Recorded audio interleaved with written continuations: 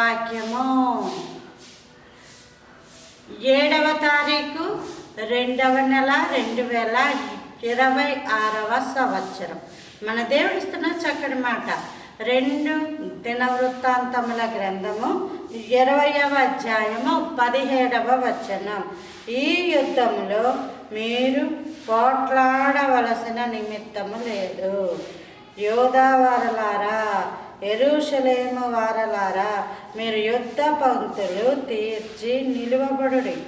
మీతో కూడానున్న యెహోవా దయచేయు రక్షణను మీరు చూచెదరు.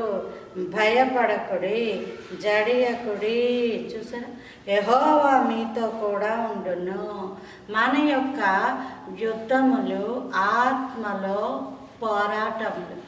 ఎఫెసీయులకు రాసిన పత్రిక 6వ అధ్యాయంలో మనము పోరాడునది శరీరులతో కాదు కానీ అంధకార సంబంధులకు, ప్రస్తుత లోకనాథులు అని చెప్పి ఆకాశమందున దురాత్మల సంబంధులు అని చెప్పి రాస్తాడు. ఒక 5 రకాల గుంపులు ఉంటాయి. ఇవి వాటితోటే మనము పోరాడుతున్నాం. ప్రతి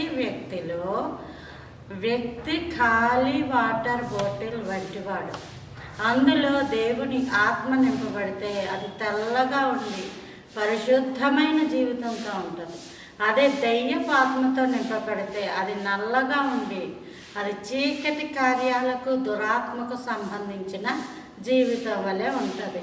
అందుకే మనం ఒక వ్యక్తిని చూసినప్పుడు ఆ వ్యక్తి కాదు, ఆ వ్యక్తి వెనకాల ఉండి ఎవరో ఈ జీవితాన్ని నడిపిస్తున్నారో చూచుకొని ప్రార్థనలో పోరాడినప్పుడు మన దేవుడు బలవంతుడైన దేవుడు, శక్తివంతుడైన గొప్ప దేవుడు. ఆ వ్యక్తి తాలూకు పరిస్థితులన్నీ కూడా దేవుడు తన ఆధీనంలోనికి తీసుకొని గొప్ప కార్యాలు, గొప్ప ఆశ్చర్యమైన సంగతులు ఆయన జరిగించి గొప్ప విజయమును అనుగ్రహించే దేవుడు.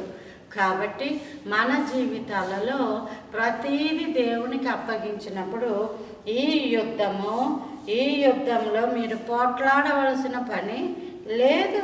యెహోవా దయచేయు రక్షణను మీరు చూచెదరు. భయపడకుడి, జడియకుడి, యెహోవా మీతో కూడా ఉన్నాడు అని దేవుడు స్పష్టంగా మాట్లాడారు. అట్టి కృప దేవుడు మన అందరికీ అనుగ్రహించిన గాక. Praise the Lord. ఆమేన్.